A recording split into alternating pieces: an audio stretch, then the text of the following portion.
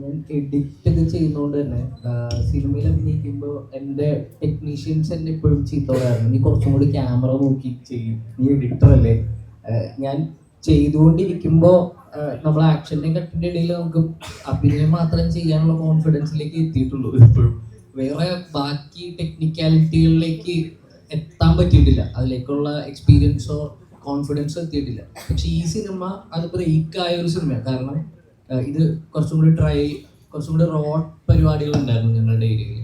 അതുകൊണ്ട് തന്നെ car handle ചെയ്യണം, കാറിൽ ക്യാമറ വിട്ടാണ്, കുഞ്ഞ് ഭയങ്കര വലിയൊരു ഫാക്ടറാണ്.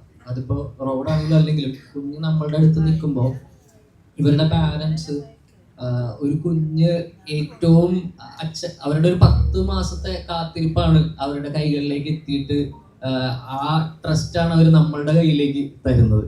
അപ്പോൾ അത് ഭയങ്കര റെസ്പോൺസിബിലിറ്റി ആയിരുന്നു ഞങ്ങൾക്ക് രണ്ടുപേർക്കും. പ്രത്യേകിച്ചും കുട്ടികളൊന്നും എടുത്തൊട്ടും എനിക്കൊന്നും ശീലം ഉണ്ടായിരുന്നില്ല. അപ്പോൾ കുഞ്ഞിനെ അത്രയും നമ്മൾ പൊന്നിപ്പൊരുതിയാണ് കൊണ്ടു നടന്നിരുന്നത് എല്ലാ സമയത്തും, ടേക്ക് കെയർ ചെയ്ത്. അപ്പോൾ അതിൻ്റെതായിട്ടുള്ള എല്ലാ പ്രഷറും ആ സമയത്ത് ഉണ്ടായിരുന്നു. പെർഫോം ചെയ്യുകയും ഇത് ഹാൻഡിൽ ചെയ്യാന്ന് പറയുന്നത് ഓൾസോ ബാക്കിയുള്ള എല്ലാം എനിക്ക് കുറച്ചും കൂടി, ഇപ്പൊ കോമഡി ആണെങ്കിലും ഒക്കെ കുറച്ച് നമുക്ക് ചെയ്ത് എവിടേക്കോ ഒന്ന് സെറ്റ് ആയിട്ടുണ്ടായിരുന്നു. പക്ഷെ ഇത് ക്യാരക്ടർ വൈസും വേറൊരു പരിപാടി ചെയ്യുന്നു. അപ്പൊ എല്ലാം പ്രശ്നമായിരുന്നു.